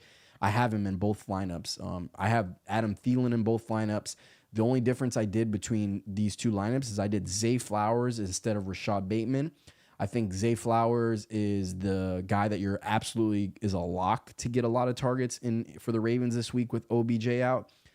Besides Mark Andrews in that offense, Zay Flowers is going to be the guy they're looking to. He's a superstar in the making. He's twitchy as fuck. I like Zay Flowers a lot in DraftKings. I started Kelly instead of Pollard in this league, but I have ETN in both lineups. I went with Kelly in this one instead of Pollard just because Eckler's out. They're going against the Minnesota Vikings. I think that Minnesota was really bad against the run. As you saw, DeAndre Swift had a huge game against them. So I believe that Kelly can ball out. And obviously I save a lot of money there without going for Pollard, which was able for me to spend money in my flex. Because in my first one, since I spent so much money on Pollard, I went with Sky Moore in my flex. And I went with Sky Moore because I have Patrick Mahomes. So in this lineup, I'm obviously hoping that Sky Moore and Travis Kelce both score touchdowns. We're hoping that Patrick Mahomes throws for 4, and all 4 of them are to those 2 guys. Because if that happens, if he throws for 4 touchdowns and all 4 of them are to those 2 guys, this is a lineup that's going to win some money with Pollard and ETN at my running back. It doesn't even matter what my other receivers do, to be honest, because that's going to be such big output from those guys. I have the Jets starting in both my lineups. They were the cheapest team in DraftKings that had a good matchup. They're at home against New England. That's always a super low-scoring hell game between those two. Mac Jones is terrible. They're both terrible. So it's going to be a low-scoring defensive battle. Bill Belichick's going to lock the Jets up too. But that's a good thing. As a matter of fact, last year they had a walk-off. Remember, the Jets had a punt return to the house to win the game. And ironically, that happened in week 1 too. But that happened against New England last year. I don't remember. It was like a super low-scoring game. Actually, was that against the Bills? The Jets did that? No, I think it was against the Patriots. And so I just think that the Jets will they're a good value for DraftKings because they're the lowest salary cap team at home. And I have in this lineup, like I said, I saved some money with Pollard, and I have Kenneth Walker in my flex, which against Carolina, I expect a huge game from him. Ironically, on the right-hand side, I have 2 of Shane's running backs, ETN and Walker. But I just like their matchups this week. So Pat Mahomes and Travis Kelce need to have a huge game today, or these 2 teams are going to get fucking wiped out. But I really like both of these teams. I saved $300 because I chose guys. With that $300, I could have chosen different receivers that were valued higher than the guys I have, but I like my guys better. Sometimes the value is not going to be what you like. You might like for example, I liked Zay Flowers over the guys that were $300 more than him, and I liked Bateman over the guys that were $300 more than him. Adam Thielen. How much was Bateman? I can't see that. It doesn't show you, but he was like in the. I can tell you on my right here. I think he was I think with the Packers being out, I think Dobbs is a smart play today. He's cheap. He's 4,800. I forget Dobbs. I would go with Jaden Reed. He's even cheaper. Yeah. But Bateman was 4,600. Tank Dell was 3,600. Tank Dell, to me, guys, by the way, if you're a DraftKings guy, put Tank Dell. You have to start Tank Dell because he's 3,600 and he had 10 targets last week. He's way undervalued on there. Like I'm when it comes to DraftKings, I'm not results oriented. If you have to start guys that are undervalued because that's the only way you're going to be able to win. So guys like Tank Dell at 3,600, you start him no matter what because you put him in your lineup and then you build around him because you're getting such great value there. I even say the same thing for Adam Thielen. He's 3,900 going against the Seattle secondary, which has been the worst in the league this year. He's got Dalton at quarterback. I think at 3,900, you're getting great value for Adam Thielen. And I would never start him in a real fantasy football lineup. I don't want Thielen to even touch my roster. I don't even want him to be on my bench. Yeah. But in DraftKings, you take a dart throw with him. We got a couple questions here. Let's see what they're about. And I fucking drank too much Celsius. I got to take a piss again. You're wired. Yeah. Cousins, Jefferson stack. It's free, right? He said, it's free. That must be like this must be Gary, I feel like. It has to be. It's Gary. gotta be. His name's TOCC2B1. Oh, Taki. Yeah. That's Gary. Yeah. It had to be. I mean, I didn't even know, and I knew it had to be because he said, it's free. Free. Free. Hey, Gary's popping me this week. He's the database. He loves FSU. He ties everything to it. Teasers. Looked like it worked out for him yesterday. I don't want to get into too much detail there, or else I can't even comment on that any further. But yeah, Gary M. It's free. He said Bateman is awful. Tank Dell, nice play. Yeah, man. Gary, if you're still watching, I had started Zay Flowers in one of them. As you can tell, when it comes to DraftKings, I put Pollard, Mahomes, ETN, and Travis Kelce in my lineup. So the rest of the guys have to be dart throws. Here's the thing with Bateman. He's a first-round pick. He runs a 4.3, and OBJ is out. So it's Zay Flowers, it's Nelson Aguilar, it's Bateman, it's Mark Andrews. And Bateman's quote-unquote their number one receiver when healthy. They just been easing him in because of the foot. But here's the thing. OBJ's out. So I believe in the talent, and I believe that if he gets an opportunity today as a dart throw, there's a chance that Bateman can catch a 70-yard bomb. Because to me, Zay Flowers, he's the underneath guy. He's the I don't predict him being. He can open it up too. He could, but I think Bateman's the guy running the deep post, the deep streak routes. So we're hoping for one of those guys to pop off. Zay Flowers is the safe play. We're talking about probably, I'd say 10 plus targets today for Zay Flowers, with no OBJ. Depending on what that lead gets up to. But I like both of these lineups. I think that the right side over here is more of a balanced lineup with Kenneth Walker, Zay Flowers, Kelly, ETN, Patrick Mahomes, Kelce. I think this lineup is top heavy. I got Mahomes, Pollard, Kelce, and ETN, and then the rest of them are dart throws. Sky Moore is a fucking huge dart throw in this lineup. I'm obviously stacking him with Pat Mahomes. So it's Pat Mahomes, Kelce, Sky Moore. I need 4 touchdowns from Mahomes today. And I think he could do that against the Bears. I don't see why he wouldn't. Could you even see the Bears stopping KC once? I don't see them stopping him one time. They don't even have a defensive coordinator, Bill. Dude, the guy fucking had the feds raid him. What was he? You know what's funny? Listen to this. You're going to die laughing. $100,000 worth of equipment was stolen from Soldier Field. He was the guy. He was the one. That organization is He's fucking stealing from his own fire, team man. and selling it in the hood in Chicago. My The God. feds are after him. I resign, he says. Just like the Cubs say, hey, your next killing. Hey, our left tackle. I don't know if you watched my last podcast. I did an hilarious joke that I said the left tackle for the Bears, he's been so bad. They put him on the IR for 4 games with his neck. I was like, the coach went up to him and they're like, Jim Henry said, buddy, you're hurt. No, but Chicago, it's the Bears though. So they popped up to him and they said, listen, bud, your neck's killing you. He's like, no, I feel fine. I'm great.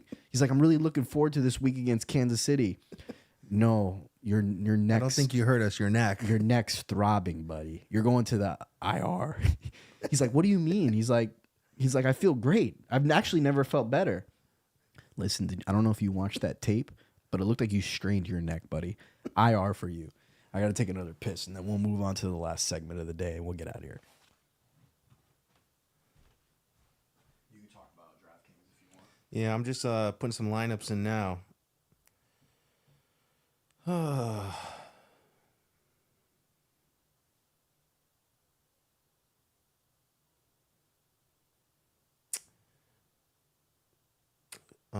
Personally, I got a couple secret sleepers here just because I'm a Packers fan. I think Dontavian Wicks, he's a rookie receiver. He's 3,300. I think he scored a touchdown last week.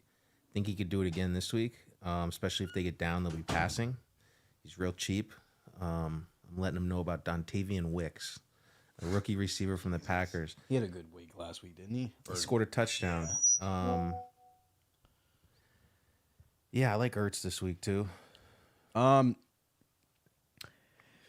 have a couple questions. One of them's from our boy Will Dietrich. Oh man, He's asking fan favorite Jordan Love or Justin Fields. It's funny because I have another friend named Jeff Siddle, and he asked me that exact same question this morning. Like first thing I woke up, I saw it at like 9:30 a.m. Jordan Love or Justin Fields.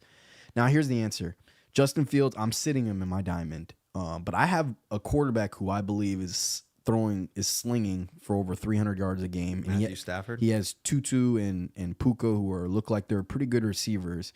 Green Bay has got Jordan Love going against a really good secondary with Lattimore in the Saints, and he's got everybody out.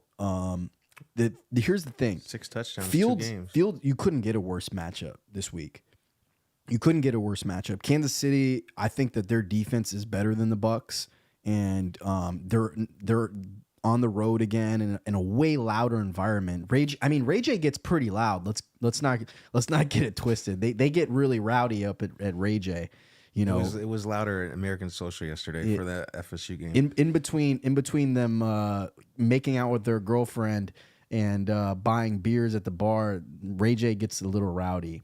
But with that being said, the upside that Justin has rushing, it's really difficult to take him out of your lineup. You have to have big balls to take him out of your lineup. Justin, his floor, granted, he's been bad the first 2 weeks. They still weren't horrible because he rushed for a touchdown last week and threw for one. And the week prior to that, he threw 2 garbage touchdowns. And you're going to get a lot of garbage time with him, which means most likely you're going to get 50. I would guarantee you get 50 to 60 yards rushing this week from Justin. He's going to be running for his life there. But in garbage time, too, right, he's going to take open off. up and he'll get a 20, 25-yard scramble. I think Justin, you can't start Jordan Love over him unless you have somebody who's really premier, let's give some good examples. Like it's possible you would have Kirk Cousins in Fields or Tua in Fields, or like in my case, Stafford in Fields. Yeah, you would start those guys over Fields because you just trust that they're going to throw for over 300 yards, right?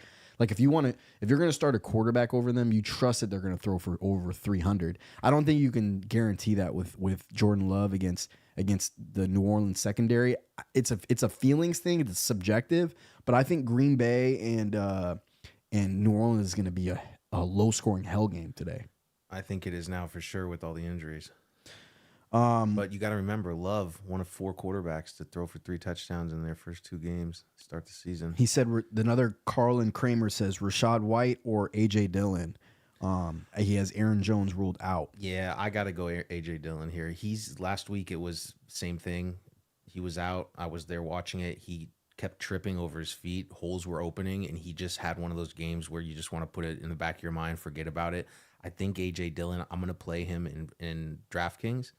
I think they don't really have their other running back they bring off the practice squad, so it's not like they have a big name third guy or whatnot. Most teams don't, but I think A.J. Dillon gets it going today. First game at home too, right? Correct. I think it's going to be a hell game. I think A.J. Dillon, out of those 2 guys, I would start him too, simply based on the fact that the Buccaneers are going against the Eagles, and the Eagles are the best team in the NFL against the run. They have Jalen Carter and Jordan Davis, the Georgia boys, along to go with Fletcher Cox. That team does not give a fuck about the run. You're not running the ball on them. That's why you have to throw the Eagles are bad against the pass so far this year, but frankly, it's because there ain't no running on the fucking Eagles, bro. Jordan Davis, Fletcher Cox, and Jalen Carter is the best defensive line possibly ever assembled against the run, in my opinion. The GM is solid over there. Yeah, he knows what the fuck he's doing. There's no way you're starting Rachaad White. You have to start AJ Dillon in this matchup. I love Rachaad White. I love the volume, but AJ Dillon without Aaron Jones, he's going to get the volume too. So that's a mute point now. At this point, they're who's backing up AJ? It's an AJ show. It's the AJ show. Correct. So AJ show, you start AJ Dillon over him no matter what. This is a question for Cheebler. This is Jason. This is Kaysen. Do the stinky Packers get? I think it's Kaysen. Yeah, it is. Do the stinky Packers get blown out by the Saints today? No, not blown out. They could lose easily. Like I said, but one of the best corners in the league's out. One of the best left tackles in the league's out. Number one receivers out. One of the best running backs in my mind. Every year is out. So they got a lot of injuries. You would hope. You would hope that this whole podcast was gonna be new viewers and people, but like 90% of the people in here are friends that knew that we were gonna be on. We got Gus Bearsway that just popped in. He put Wolf, WOOF. I don't even know what you're wolfing about, Gus. Leave us a comment on what you're wolfing about. We got to remember though, the Saints they're not playing a juggernaut today. The Saints they're using running back by committee, bums off the street as well. So it's not like they're playing the Chiefs at home. So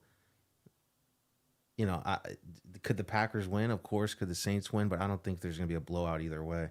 I think Jordan Love's a very good quarterback, and I've been on his bandwagon since they traded up to draft him. So, he's working with all rookie or second-year guys as far as skill position players other than, the running backs. But, it's going to be tough to beat any team with that, those guys out. But, they're not in as bad a shape as the Bears, which I know Kaysen's a big fan of, like yourself. They got a guy, DC, with a criminal investigation. People are stealing their fucking farming equipment. It's a mess over there. So, I think the Packers could pull it out, but I don't see a blowout either way. I mean, I think it's a silly question. It's obviously a troll question. Oh, of course. The line is +1. Either way, it's a coin flip. Green Bay's at home. Green Bay has a great offensive line, but the left tackle's out, as you said. Gus Bearsway, the left guard. Hold on, the left guard is also out. Okay. One of the best in the business. That's bad for AJ Dillon, by the way. But yeah, I don't think I have my own feelings about Jordan Love. I think that we don't know what's going to happen with him in his future. So I think that so far, 6 touchdowns, no interceptions is solid. I think there's definitely going to be some negative regression there as far as touchdowns are concerned. He's off to a way too big of a start. As a matter of fact, I saw a statistic that there's only been 3 other quarterbacks that have thrown for 6 touchdowns in 2 weeks. Brady, Manning, and I saw that statistic too. I think an older Mahomes, motherfucker. Was it Mahomes? Yeah. Oh yeah. And but that's not going to keep happening. They need Christian Watson back. I'm not going to say he needs Christian Watson back. I mean, obviously, I need Christian Watson back. I've said this numerous times. I'm not going to change my stance on this as far as Christian is concerned. He was crowned way too early in his career after one rookie season where he came on late with Aaron Rodgers. I think he still has a lot to prove, and obviously he can't stay healthy. So that's yet to be seen. I even said that it's possible that Jaden Reed might be the best receiver on that team. It's still possible. And, I mean, as far as the Packers are concerned, that'll be, I think, a low-scoring hell game today. I wouldn't want anybody in fantasy that today. You're wanting to start guys on those teams simply based on the fact that you think that they're good dart throws because other people are out. And you think, they're going to get volume, right? It was kind of like the trap that you would fall in with Sky Moore when Travis Kelce was out. They're like, they have to throw it to somebody, right? It's not necessarily a good thing. You actually want the offense to be in full, and you want guys to have opportunities based upon the scheme and the fact that, you know, they're going to be scared of Travis Kelce. So now it opens up more for Sky Moore and not vice versa. It's the same kind of thing. It's funny when basketball players are out. Like I remember years that Derrick Rose was out and the Bulls would win and stuff, and then the media would be like, "Are the Bulls better without Derrick Rose?" Kirk Heinrich. It's like, motherfucker, are you serious? Like, no, we're not better, bitch. Like, shut the fuck up. I hate when people do that. Hopkins today. I don't know, Will. I don't know who else you have. I'm not starting Hopkins. I'm starting Sky Moore over him. Hopkins or Hollywood Brown? Dylan is asking. Full PPR. Say it again. Hopkins or Hollywood Brown, the Cardinals receiver? I go Hopkins. I go Hopkins as well. You can't trust people in the Cardinals. Yeah, That Cardinals are a fucking shit show. Yeah, they're bad. They're goddamn dog shit. Right. That's all the questions we went through. My pick of the week today, Kansas City Chiefs. Put your money where your mouth is. I know I got it.